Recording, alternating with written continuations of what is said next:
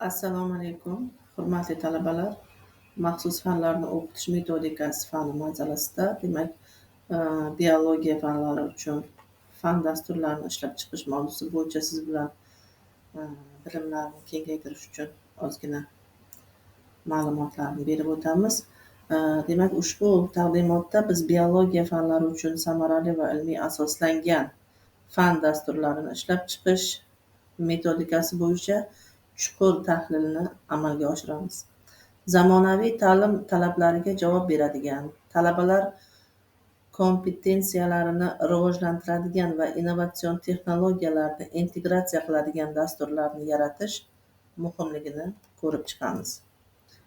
Demak, fan dasturi nima va nima uchun u muhim degan savolga javob berib o'tamiz siz bilan. Demak, fan dasturlari o'quv jarayonlarining yo'l xaritasi bo'lib, u talabalar natijalarini maqsadli shakllantirish va zamonaviy jamiyatning ehtiyojlariga mos kelishini ta'minlaydi.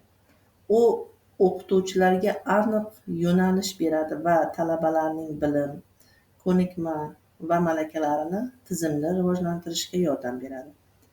Dastur sifati ta'lim natijalariga bevosita ta'sir qiladi. 2023-yilda o'tkazilgan tadqiqotlar shuni ko'rsatadiki, yaxshi tuzilgan fan dasturlari talabalarning o'zlashtirish ko'rsatkichlarini 25% ga oshirishga yordam beradi. Fan dasturlarining ahamiyati xalqaro ta'lim baholashlarida ham yaqqol ko'rinadi. Zamonaviy dasturlarning asosiy tamoyillari quyidagilardir. Masalan, ularga bilim, ko'nikma, malaka kabi tushunchalarni aytib o'tishimiz mumkin. Bilim bu faktlar, tushunchalar, nazariyalar va tamoyillar, chuqur tushuncha va eslab qolish qobiliyati hisoblanadi. Ko'nikma esa ma'lumotlarni qo'llash, muammolarni hal qilish va vazifalarni bajarish uchun amaliy qobiliyat hisoblanadi. Malaka esa o'zlashtirilgan bilim va ko'nikmalarni turli vaziyatlarda samarali qo'llash va kasbiy kompetentlik hisoblanadi. Dastur ishlab chiqish bosqichlari qanday? Demak, buni ko'rib chiqishimiz uchun quyidagilarni bilishimiz kerak bo'ladi. Birinchisi, ehtiyojlarni tahlil qilishimiz kerak. Bundan tashqari, doimiy takomillashtirib borishimiz kerak. Amalga oshirish imkoniyatimiz bo'lishi kerak. Texnologiyalarni integratsiya qilishimiz kerak. Va maqsadlarni belgilash, mazmunni tanlash hamda metodlarni ishlab chiqish va baholashni rejalashtirish bilan yakunlashimiz kerak. Fan dasturini ishlab chiqish bu ehtiyojlarni tahlil qilishdan tortib, uni doimiy baholash va takomillashtirishgacha bo'lgan murakkab jarayon hisoblanadi. Bu jarayon puxta rejalashtirilgan va amalga oshirishni talab etadi. Bu esa o'z navbatida ta'lim sifatini oshirishga xizmat qiladi. O'quv rejaning tarkibiy qismlari qanday bo'ladi? O'quv rejaning tuzishda mazmunni tanlash, aniq o'quv natijalarini, ya'ni oraliq nazorat belgilash muhim ahamiyatga ega. Bundan tashqari yakuniy nazorat, joriy nazoratlarni qo'llab o'tish mumkin. O'quv natijalarini talabalar kursi tugagandan so'ng nimani bilishi va qila olishi aniq ifodalangan bo'lishi kerak. Bu o'qituvchilarga o'quv jarayonini samarali tashkil etishga yordam beradi.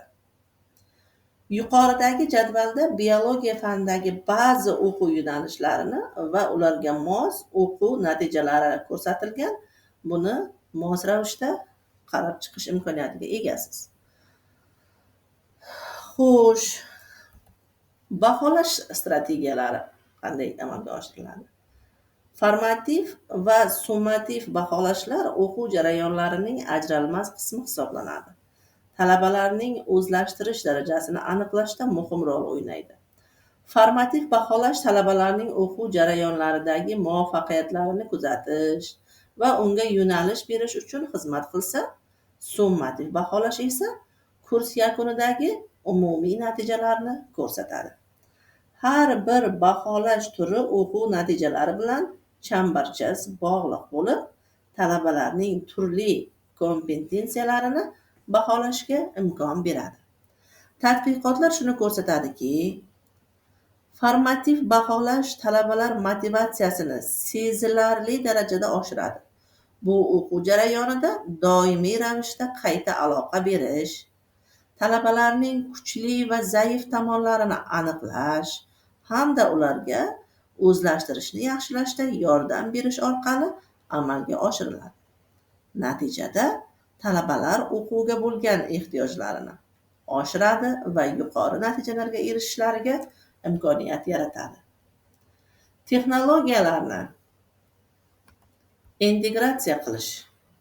Bu holatda biologiya fanlarini o'qitishda raqamli vositalar, virtual laboratoriyalar va simulyatsiyalangan foydalanish o'quv jarayonlarini yanada interaktiv va samarali qiladi.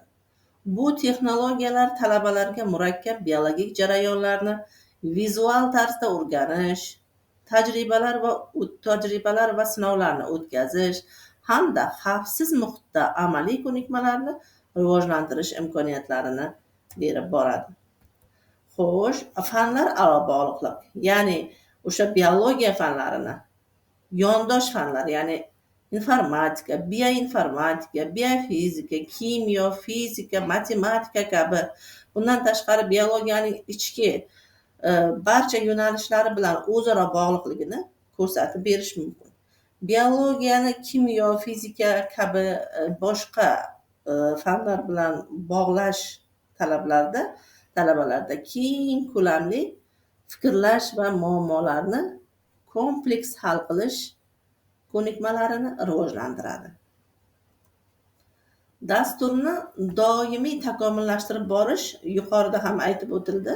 Bu juda ham o'sha talabalarning bilim darajasini oshirishda, bundan tashqari shakllanish, olingan bilimlarni amaliyotda qo'llash va zamonaviy texnologiyalar bilan hamnafasligini ta'minlab borish muhim ahamiyatga ega hisoblanadi. Quyidagi xulosalar va tavsiyalarni siz bilan o'sha mavzumiz oxirida qarab o'tishimiz mumkin. Ya'ni samarali fan dasturi kelajak biologlarining bilim va ko'nikmalarini shakllantirishda asosiy poydevor hisoblanadi. Biz ilmiy asoslangan, innovatsion va doimiy takomillashtirilib borilgan dasturlarni yaratishimiz shart. Faol talaba, markazlashgan yondashuv, zamonaviy texnologiyalarni integratsiya qilish va fanlar aro aloqalarni mustahkamlash orqali O'zbekistonda biologiya ta'limini yangi bosqichlarga olib chiqishimiz mumkin. Bu esa o'z navbatida mamlakatimiz ilmiy salohiyatini oshirishga xizmat qiladi. Muvaffaqiyatli ta'lim tizimiga erishish yo'li bu uzluksiz izlanish, innovatsiya va hamkorlikdir. Kelajak biologlari uchun sifatli ta'lim muhitini yaratish bizning qo'limizdadir. Hurmatli talabalar, yuqorida berilgan ma'lumotlarni nazariy berilgan ma'lumotlar bilan bog'lab, amaliyotda bilimingizni oshirishdan umid qilamiz. Sog' bo'ling, e'tiboringiz uchun rahmat.